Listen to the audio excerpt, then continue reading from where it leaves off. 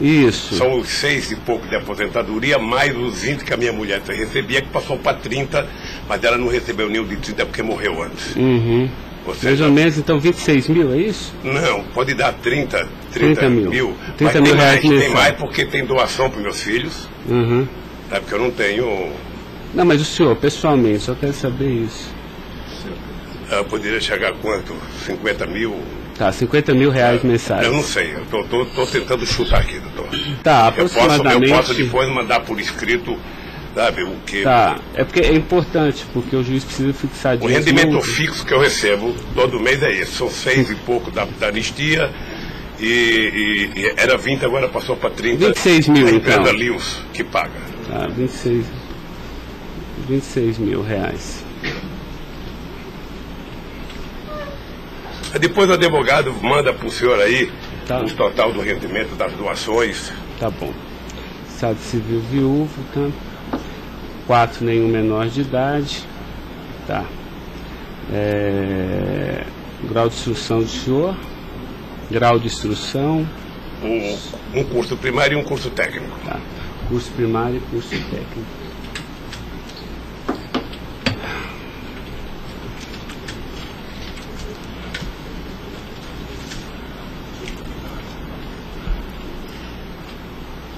Me dê uma caneta aí, Caio, por favor.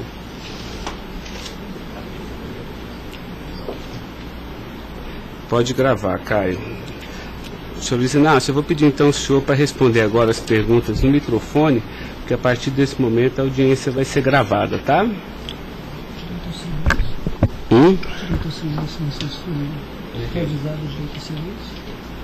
Eu vou avisar ele agora. Vou falar da acusação e vou avisar. Tá? Tá pronto, Caio? Tá. Senhor Luiz Inácio, esse momento é o momento do seu interrogatório, tá? A lei lhe garante o benefício de ficar em silêncio em todas as perguntas que eu lhe fizer, as perguntas feitas pelo membro do Ministério Público, pela defesa dos denunciados, inclusive até pela sua própria defesa, tá? Existem 2 denúncias aqui nessa ação penal, envolvendo Delcídio do Amaral Gomes, André Santos Esteves, Edson de Siqueira Ribeiro Filho, Diogo Ferreira Rodrigues, Luiz Inácio Lula da Silva, o senhor, José Carlos Costa Bunlai e Maurício Barros Bunlai, tá? E em síntese, a denúncia fala da existência de uma organização criminosa, tá? Pelo menos do dia 1º de fevereiro de 2015 até 20 de novembro de 2015. E a denúncia narra que todos esses denunciados teriam se esforçado para evitar ou para menos modular e conseguiram retardar a celebração de um acordo de colaboração premiada entre o Ministério Público Federal e Nestor Severo, tá? Depois a denúncia narra que um crime de patrocínio infiel, tá? Cometido pelos denunciados também, e de exploração de prestígio, tá? Bom, o senhor tem conhecimento desses fatos, tá? Né? Eu lhe pergunto, esses fatos que são descritos na denúncia são verdadeiros, falsos? Eu queria que o senhor fizesse uma explanação cronológica do que aconteceu e envolvendo a sua pessoa. Os dados são falsos. Eu queria aproveitar a oportunidade, doutor Ricardo, para dizer ao senhor que eu faço política desde os 23 anos de idade. Comecei em 1968 pelo movimento sindical. Depois fizemos as greves mais importantes desse país, depois do regime militar.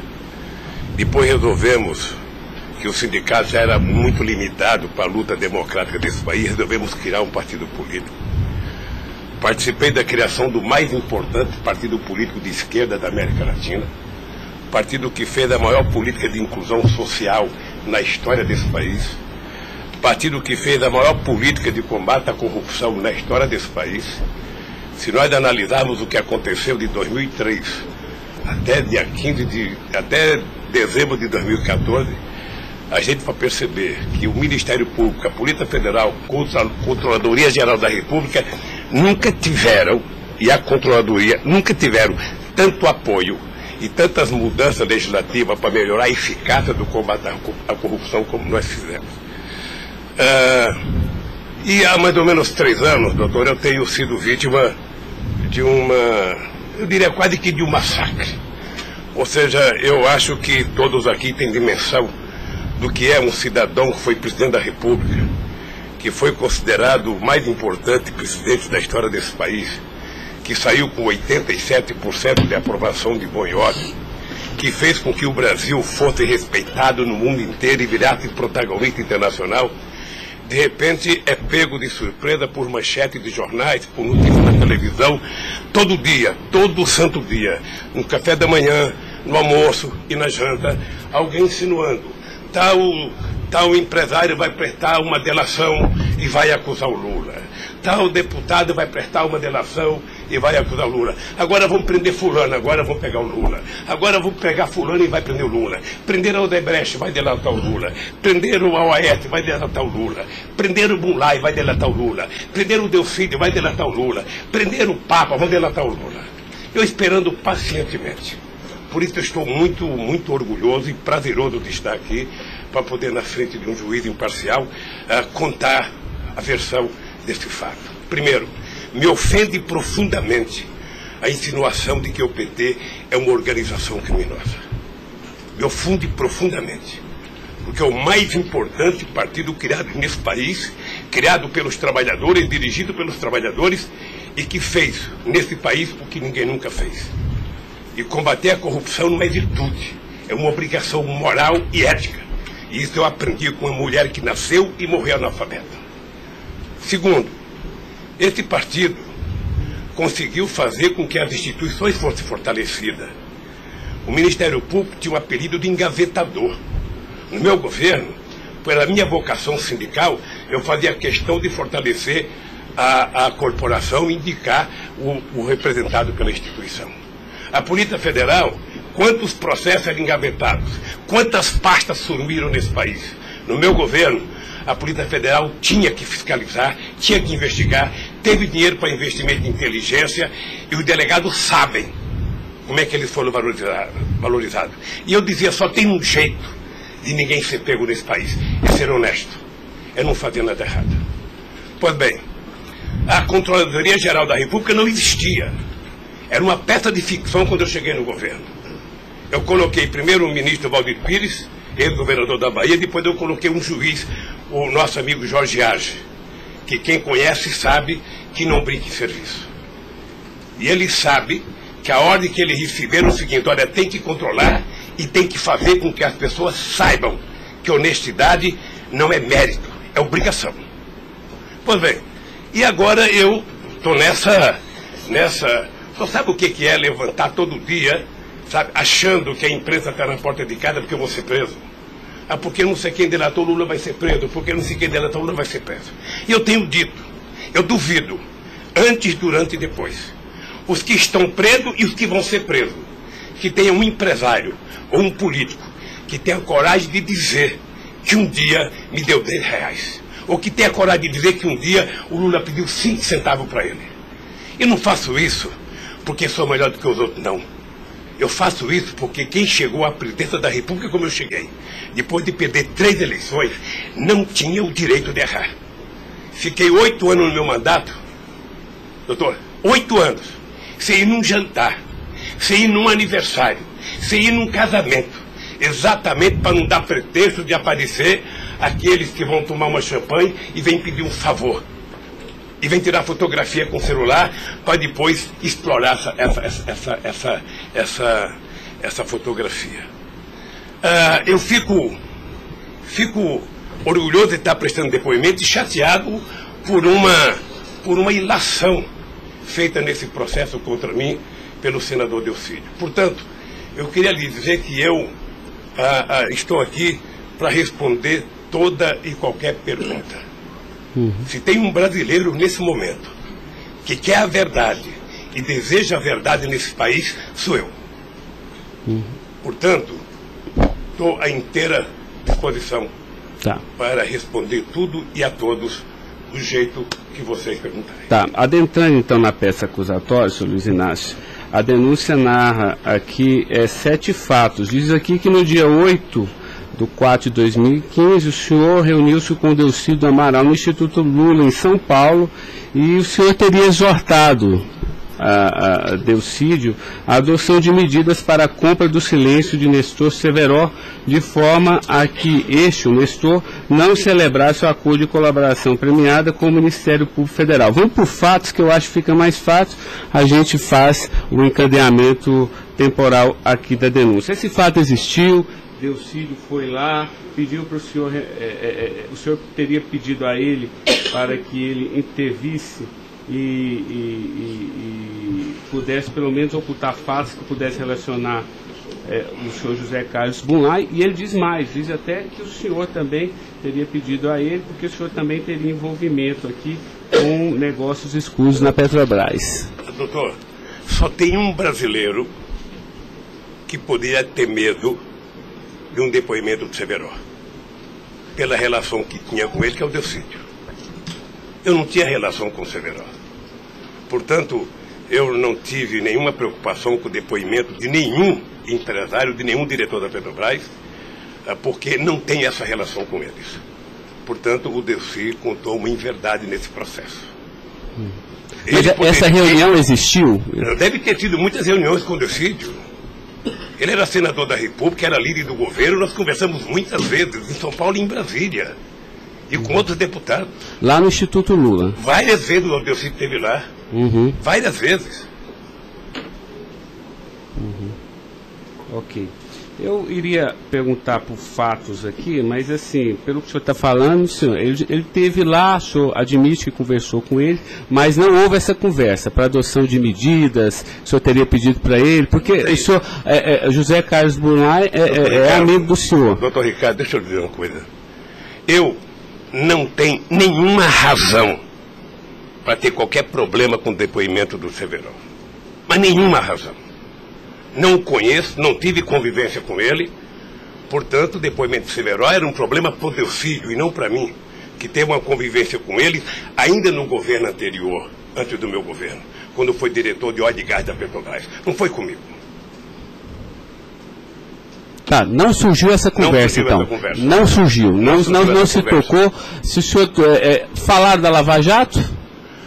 Doutor, da Lava Jato, hoje no Brasil, a gente fala no café, no almoço, na janta e ainda depois da novela. Mas não porque só passa isso na televisão. Mas não se tocou no nome do Severo. Não tocou no nome. E muito menos no nome do Bunlai. Sabe, de que foi pedido coisa para o Bunlai? É um absurdo. É um absurdo. Eu não sei o que o Delcídio esperou fazer com isso. Certamente, depois de preso alguns dias, as pessoas começam a encontrar um jeito de sair da cadeia e resolve jogar a culpa em cima dos outros. Como é que o senhor reagiu quando ele foi preso? Eu tive uma reação que eu sei que ele não gostou, quando ele citou que o juiz da primeira corte, do Superior Tribunal, ele tinha conversado com ele. Eu disse, esse cara é um imbecil, tá? Porque mas nem na morte você citaria se você teve ou não uma conversa com a Suprema Corte sobre um processo.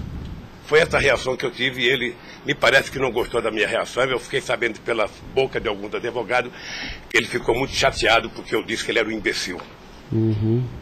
Eu não quis ofendê-lo, apenas achei que a atitude foi equivocada. Tá, eu tenho mais alguns questionamentos, mas depois eu faço na medida que os temas forem agitados aqui pelas partes, tá? O Ministério Público tem perguntas, doutor? Bom dia. Acabei não vendo a sua chegada, mas não revelo. Em nenhuma dessas reuniões o Delcídio comentou sobre o receio que ele teria sobre as delações do Severo? Não, ele não comentou, mas era sabido por todo mundo que acompanha todo esse processo da relação histórica do Delcídio com o Severo. Tem até um livro publicado por uma jornalista da revista Veja que mostra claramente a relação do Delcídio com o Severo. Era muito antiga, sabe? No governo passado, no governo anterior ao meu, porque ele chegou, acho que até a ser ministro interino de Minas e Energia. senhor acredita que a referência ao seu nome tenha sido útil para o Delcídio conseguir a delação premiada? Olha, por tudo que eu vejo todo dia na imprensa, eu acho que tem alguém instigando a falar meu nome. Eu fico sabendo de notícias, não sei se é verdade, nos blogs, nos colunistas, de que todo dia alguém vai prestar depoimento e fala o nome do Lula, cita o nome do Lula, cita o nome do Lula. Eu canso de ouvir isso todo santo dia, sabe? É bem possível que eu vi uma entrevista dele na Globo News que parecia que tinha recebido o prêmio Nobel da delação, a disfarçatez, sabe? Como ele estava se desenvolvendo, eu fui no Roda Viva. Ou seja, depois que fazem a bobagem que fez, se é que fez, ele teria que jogar nas costas de alguém. Primeiro, sabe, a minha relação com o Delcídio era uma relação institucional. E ele sabe disso. Voltando um pouco, o senhor poderia explicar a sua relação com o Bunlai? Veja, eu conheci o Bunlai na campanha de 2000. O PT governava o estado do Mato Grosso do Sul. E eu precisava fazer uma gravação para um programa de televisão da campanha para falar com o setor do agronegócio. E aí o governador do PT disse que tinha um amigo lá e me levou na fazenda dele, me parece que em Miranda. E eu fui nessa fazenda, uma boa fazenda. Até depois eu fui pescar nessa fazenda, fiquei 4 dias no Rio Miranda, não peguei nenhum peixe. Mas gravei um programa, foi um programa de sucesso. Depois eu ganhei as eleições e depois estabeleci uma relação com o Zé Carlos Bunlai. Qual o conhecimento ou participação que o senhor teve na questão do empréstimo do Banco Chain ao PT que teria sido feito com a intermediação do Bunlai? Eu não, já disse isso, eu não tenho nenhum... Fiquei sabendo de que o Bunlai tinha feito o empréstimo pela imprensa. O senhor teve conhecimento de que para quitar esse empréstimo, houve a contratação pela Petrobras, da empresa Chain Engenharia, na questão Fiquei da sabendo também pela imprensa, e me parece que numa pergunta que o Ministério Público já me fez. Após esses fatos, sobre a saída do Cerveró do posto da diretoria da Petrobras, há uma informação na denúncia relativa a divisões de indicações por partido de diretorias na Petrobras. Diretoria de abastecimento seria normalmente indicada pelo PP, diretoria de serviços pelo PT, diretoria nacional pelo PMDB. O senhor tem conhecimento disso? Veja, deixa, doutor Ivan, dizer uma coisa que me parece que está virando costumeiro isso no depoimento, que é a falta de compreensão do que significa um governo de coalizão em qualquer parte do mundo. E parece que tem pessoas com dificuldade de compreender isso. Aliás, no depoimento do presidente Fernando Henrique Cardoso, ele foi muito bem ao explicar o que é um governo de coalizão. Quando você ganha uma eleição, um regime presidencialista de coalizão, você tem que montar o governo. Você precisa construir uma maioria no Congresso Nacional para você poder montar o governo. E você não monta a maioria com quem você quer. Porque se você pudesse, você pegaria só suplente que não foi eleito. Mas como o suplente não vota, você tem que fazer o acordo com quem é eleito, com quem tem mandato. E obviamente que você pode fazer um acordo programático, e nesse acordo programático você pode fazer um acordo de participação no governo. Então os partidos que compõem a base do governo participam do governo, indicam ministros, indicam cargos. Todas as pessoas indicadas são pessoas com mais de 30 anos da Petrobras. Eu já disse no depoimento, sabe, que vocês vão ter que ouvir muita gente, o Conselho Fiscal da Petrobras, o Conselho de Administração da Petrobras, sabe, para saber se havia denúncia de corrupção, porque quando nós indicamos as pessoas e quando os partidos indicam, ou seja, se aparecer alguma denúncia de corrupção e aparecer no GSI, essa pessoa não é indicada. Porque qual é o critério? O partido tem um ministro, o partido tem uma bancada. Essa bancada conversa com o ministro. Se indicar um nome qualquer, esse nome vai para a Casa Civil, da Casa Civil passa para o GSI, que é o Gabinete Institucional, faz um levantamento, eu não sei aonde, sabe? E se não tiver nenhuma denúncia, essa pessoa é mandada para o Conselho de Administração e o Conselho de Administração indica. Não é o presidente da República que indica, é o Conselho de Administração. É assim que funciona em qualquer lugar do mundo. Ex-presidente, mas só uma questão relativa a isso. Existe um vídeo no YouTube em que o senhor está inaugurando uma plataforma que o senhor realmente fala que no seu governo a Petrobras se tornou mais transparente e que o senhor participava mais das decisões da Petrobras. É de uma plataforma em Angra dos Reis, isso foi em 2010. Então, deixa, doutor. Aí eu estou lhe perguntando para o senhor explicar. O senhor se lembra desse discurso?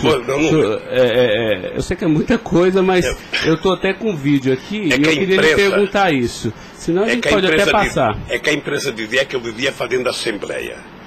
Eu fui o presidente que certamente mais visitei a Petrobras. Eu fui o presidente que decidi no governo e com a Petrobras de que era importante que a gente recuperasse o poder de construção de plataforma da Petrobras para a gente não importar da Coreia ou da China, que era preciso criar uma indústria petrolífera forte no Brasil. Por isso é que nós aprovamos a Lei de Conteúdo Nacional. 65% de tudo que fosse construído de plataforma sonda teria que ser feita no Brasil, para a gente ter uma política industrial, para a gente definir uma política de engenharia, de ciência e tecnologia, porque o Brasil é um país grande, o Brasil não pode ser um serviçal, o país não é uma republiqueta. Este país poderia produzir e atender toda a América Latina e atender toda a África que margeia o rio chamado Atlântico. Lamentavelmente. Não, mas a pergunta é o seguinte, é porque o senhor falou que realmente no seu governo se participava, o senhor participava mais das decisões. Eu não participava, deixa eu mais falar. das decisões. Se o senhor quiser, a gente pode até ter um vídeo, e eu trouxe aqui aí para o senhor explicar. E Delcy também havia falado isso, que depois do mensalão, o governo federal, a presidência da República, participava mais na Petrobras. Isso ele falou. Deixa eu lhe falar uma coisa, o papel do governo, o governo participa na Petrobras através do Conselho da Petrobras. O Conselho da Petrobras tem vários ministros, tinha ministra de Minas e Energia. Tá? Eu, durante todo o tempo da Petrobras, eu só participei de uma reunião de definição da política estratégica da Petrobras. A discussão de investimento para os próximos 20 anos. Se a gente ia recuperar a indústria naval, se a gente ia recuperar a indústria de sonda, de plataforma, se a gente ia discutir, sabe, exportar, se a gente ia fazer a lei de partilha, se a gente ia fazer com que o petróleo voltasse a ser do povo brasileiro, como nós conseguimos fazer. Nessas decisões estratégicas eu participei de uma reunião. Tá, mas de cargo então não. De cargo não. Porque tem o Fernando Soares que fala que o senhor realmente definia também essas questões. Não definia cargo. Quando havia briga no PMDB, ou quem decidia, se não se decidir, era o senhor que realmente... Deixa eu lhe dizer uma coisa para o senhor. O presidente não indica cargo na Petrobras. O presidente recomenda ao Conselho da Petrobras a indicação de tal pessoa indicada por tal partido político a partir da capacidade técnica das pessoas. É assim que funcionava no governo anterior, é assim que funcionava certamente no governo militar, é assim que deve funcionar hoje. É assim que deve funcionar hoje. Porque a Petrobras é uma empresa de engenharia muito poderosa e você não pode ficar colocando gente que não tem expertise para fazer determinadas coisas. Tá. Mas a expressão foi essa aqui, eu anotei. A gente sabe o que acontece lá dentro. O que o senhor quer rever o discurso? Eu não preciso rever, não. Tá. Assim, porque isso me chamou a atenção.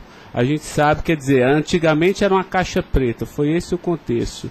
E agora a gente sabe o que acontece lá dentro. Quais foram os mecanismos que o senhor tomou, então, para que a Petrobras realmente ficasse mais transparente? A fazer com que o Conselho acompanhasse mais as decisões. Porque como a Petrobras é muito grande, entre uma decisão do Conselho da Petrobras, uma aprovação da diretoria e os acontecimentos nas engenharias da Petrobras, são milhares de pessoas que participam daquilo.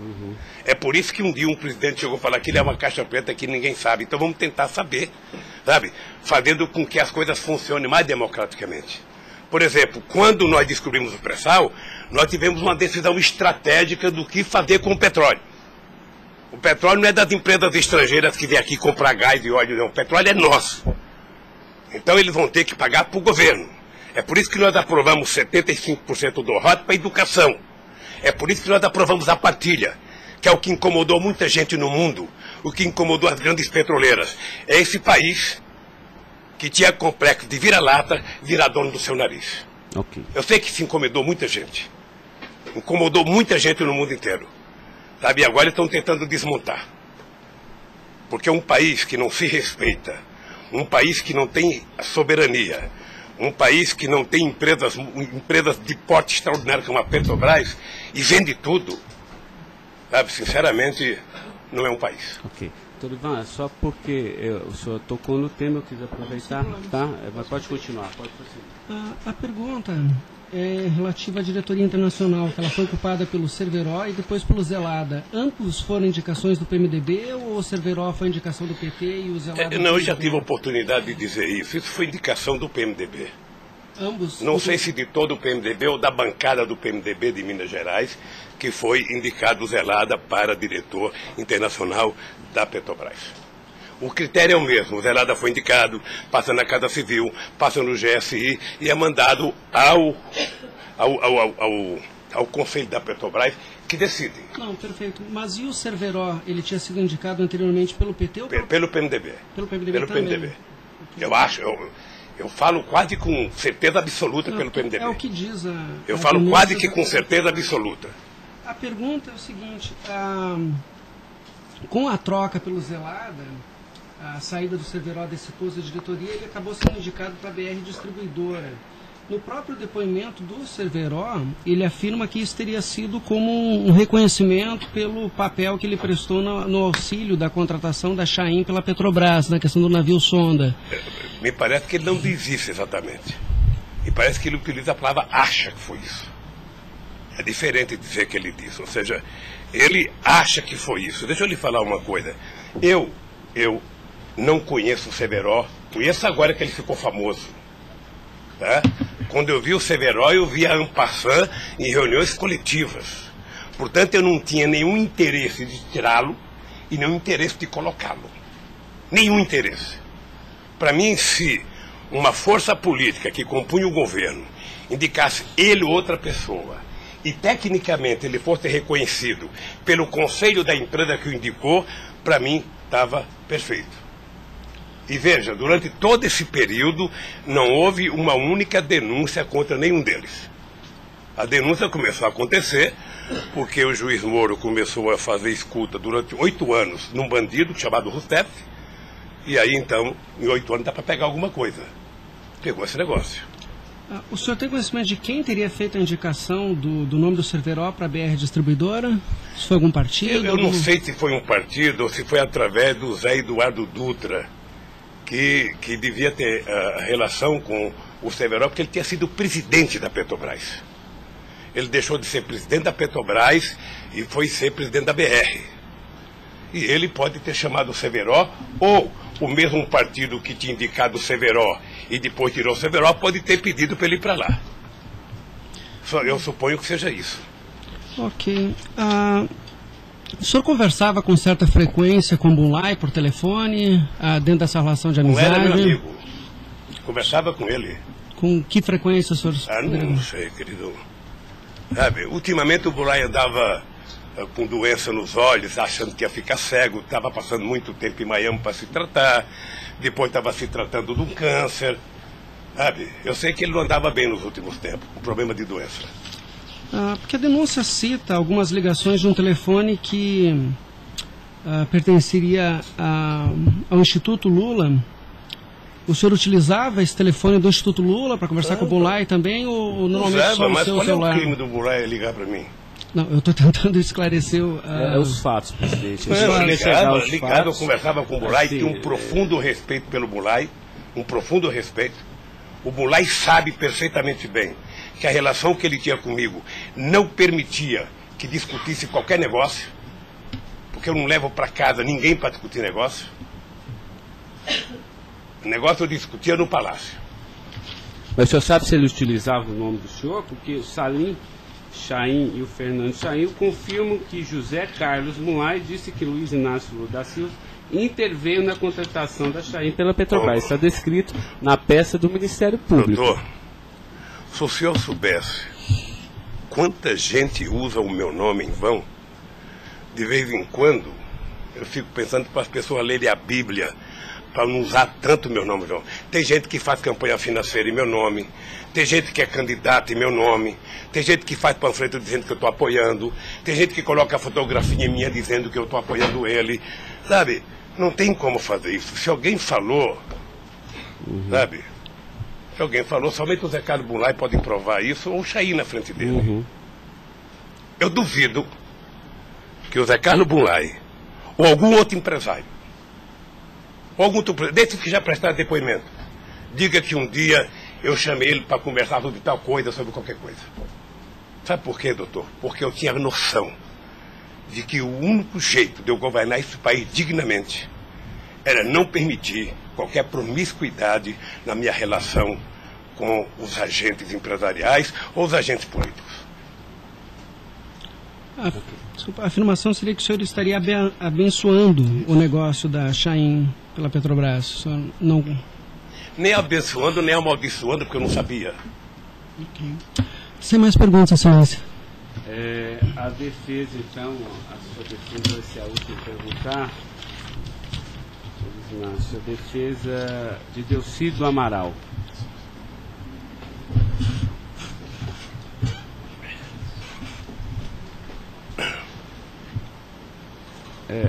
Doutor, alguém vai ter que sair para ele perguntar, tá? Da mesa para que...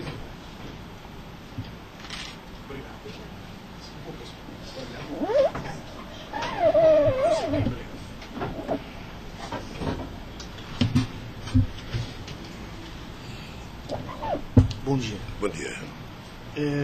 O senhor já mencionou que, de sua parte, não haveria nenhum receio na delação de Nestor Cerveró.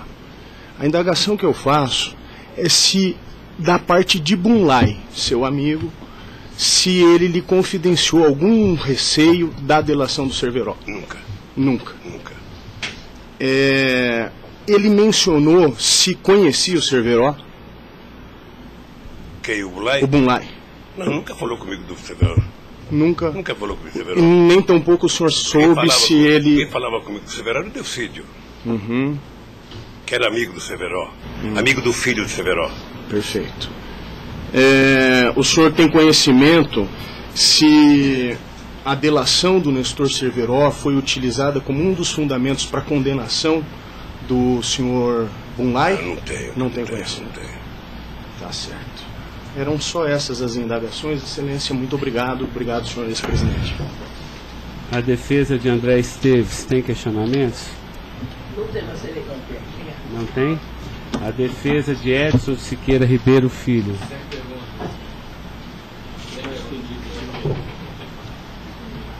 A defesa de Diogo Ferreira Rodrigues. A defesa de José Carlos Bunlai. Tem algumas perguntas.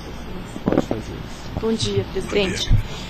Presidente, o senhor disse que a sua relação com o senador Delcídio era institucional. Mas o senhor sabe qual era a relação do senador Delcídio com o José Carlos Bunlai? Eles tinham alguma amizade? Eles tinham alguma proximidade? Veja, a impressão que eu tenho era que era muito pequena a relação dos dois. E parece que o José Carlos Bunlai não tinha muita relação com o Delcídio.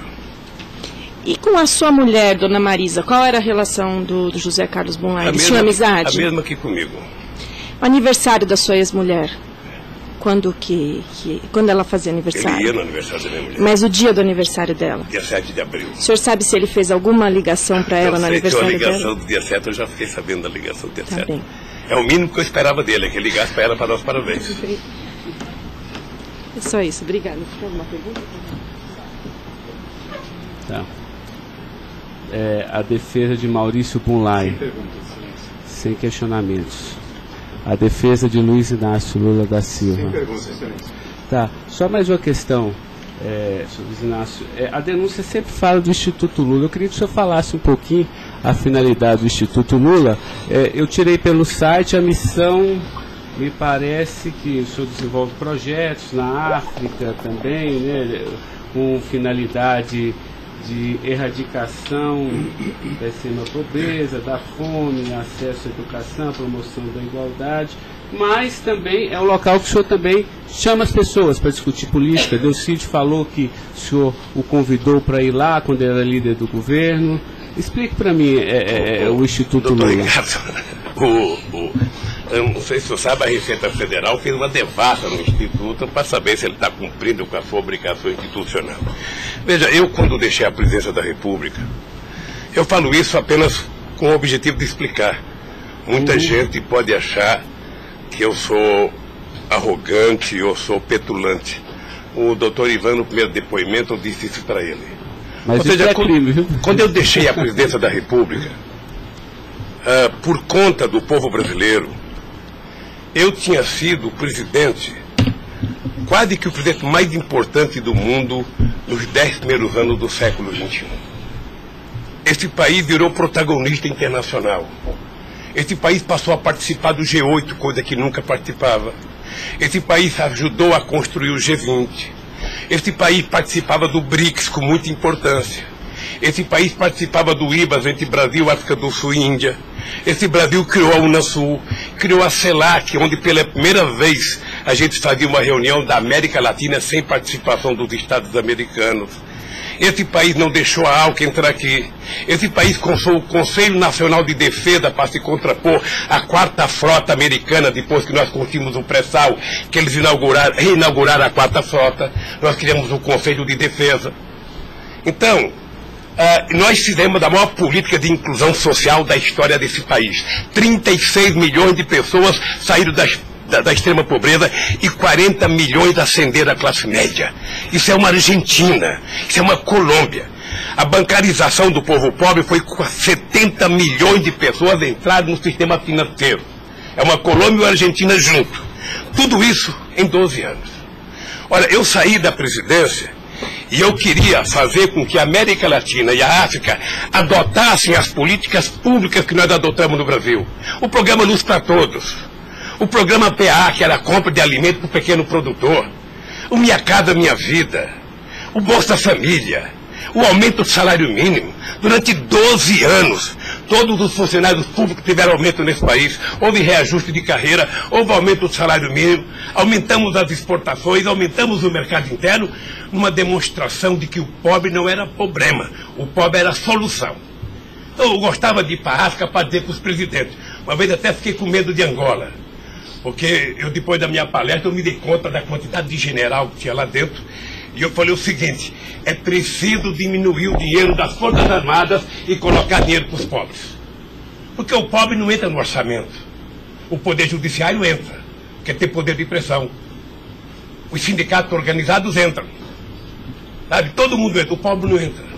O pobre está lá, desgraçado, abandonado, ninguém olha por ele. Agora, coloque ele no orçamento. Deixa ele começar a ir no shopping. Deixa ele começar a comprar carne, comprar iogurte, comprar meia, comprar sapato.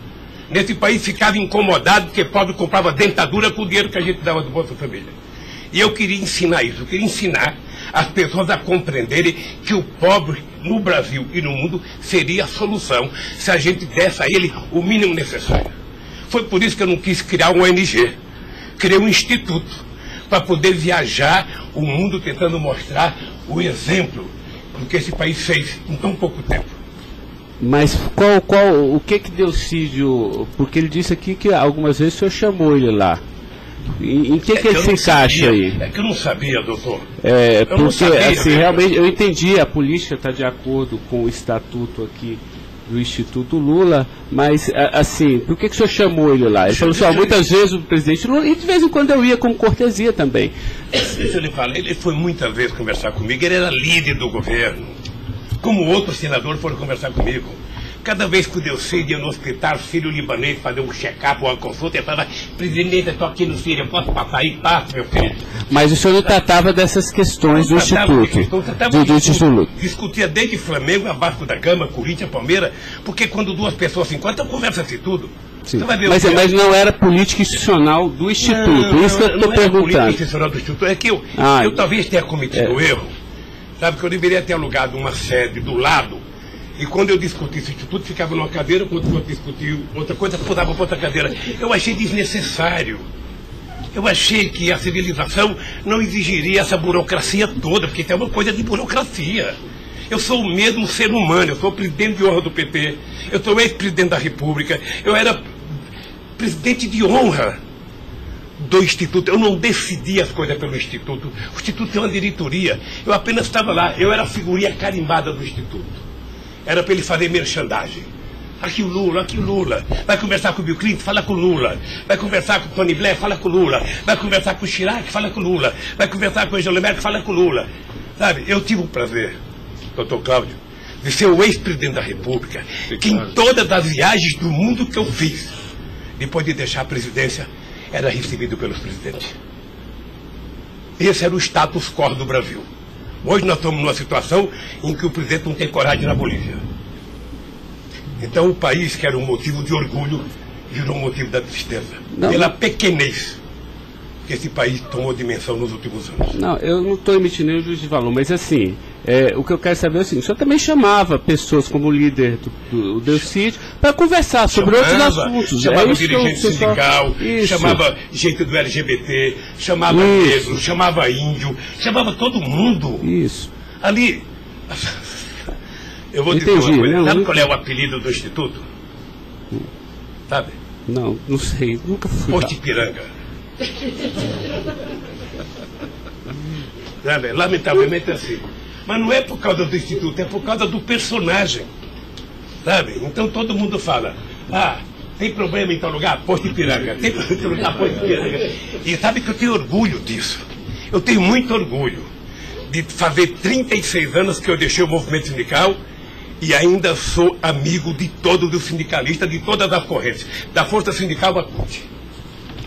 Sou amigo de todos os partidos políticos. Então, se isso é um pecado, se isso é um erro jurídico, se isso incomoda o Ministério Público, a Polícia Federal, sei lá quem, sabe, eu vou alugar uma salinha na porta e sento lá e atendo e vou deixar em paz, porque não é possível. Sabe, não é possível, sinceramente, doutor, sinceramente. Eu quero lhe agradecer a oportunidade de vir prestar esse depoimento. Porque eu estou com muita coisa na garganta para falar. Eu estou cansado de ver procurador dizer que não precisa de prova, que ele tem convicção. De juiz dizer, eu não preciso de prova, eu tenho fé, vou voltar com fé. Eu quero provas, alguém tem que dizer, sabe, qual é o crime que eu cometi, aonde que eu cometi. Chamar o PT de organização criminosa, se dependesse de mim, cada deputado do PT, cada vereador do PT, cada militante, abrir um processo para quem dizer, provar qual é a quadrilha.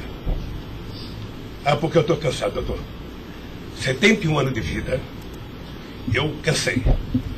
Cansei de ver, sabe, as instituições que eu ajudei a criar desde a Constituinte para valorizá-las, desprestigiadas por comportamento pessoal. Gente que adora, gente que não pode abrir a geladeira, que vê uma luz e já começa a dar declaração. Gente que liga o barbeador, começa a falar achando que é o microfone do rádio. Eu cansei disso. Eu sempre valorizei o Ministério Público. Eu sempre valorizei a Polícia Federal. E sempre valorizei o Poder Judiciário. Os ministros podem lhe dizer. Eu indiquei quase todos. Nunca pedi para eles um favor pessoal. E não peço. Porque a instituição tem que ser forte, não para me ajudar, para garantir a democracia desse país. Lamentavelmente, tem pessoas que não pensam assim. Eu, quando vejo um jovem procurador ir para a televisão falar 1h30 e depois dizer, não me peçam provas, eu tenho convicção, não dá, doutor. Não dá para aceitar isso como uma coisa séria nesse país que está jogando a cada vez mais a oportunidade de se transformar num país grande. Nós quase chegamos a ser a 5ª economia mundial. Quase chegamos. Por mediocridade não chegamos. Então eu lamento profundamente. Eu gostaria que meu depoimento fosse tudo numa semana só. Tá? Para mim poder desvendar os mistérios todos. E acabar com essa hipocrisia. Fulano vai prestar depoimento, fulano vai delatar, fulano vai não ter das contas, fulano, e o Lula vai ser citado.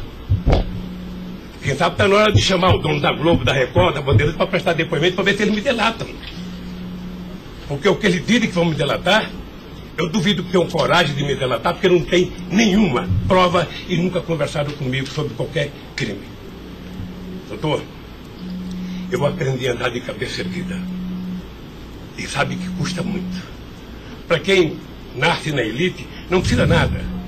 Mas para quem vem lá de baixo, sabe, não deixar ninguém colocar cangaia no seu pescoço, não é fácil. Esses dias eu sei de uma história, de um depoimento, de um processo que eu abri contra uma jornalista, até vou contar isso que ninguém sabe aqui. E eu acusei uma jornalista que falou, em qualquer país democrático do mundo, ela seria presa, porque ela falou de um presidente da República. E ela foi prestar julgamento. E a advogada, acho que a nossa advogada, me chamou de doutor. Aí o juiz começou a rir. Ah, mas ele não é doutor? Ele não é doutor? Como é que você chama ele de doutor? Não, estou chamando ele de doutor porque ele tem vários diplomas de doutor honoris causa. O juiz deu uma gargalhada e pouco tempo depois inocentou a jornalista. Eu vou recorrer até a Suprema Corte. Aos 71 anos eu não sei quanto tempo de vida que eu tenho, mas eu tenho fé em Deus de ver essa jornalista ser educada. Porque, em nome da liberdade de imprensa, ninguém pode avacalhar a vida dos outros.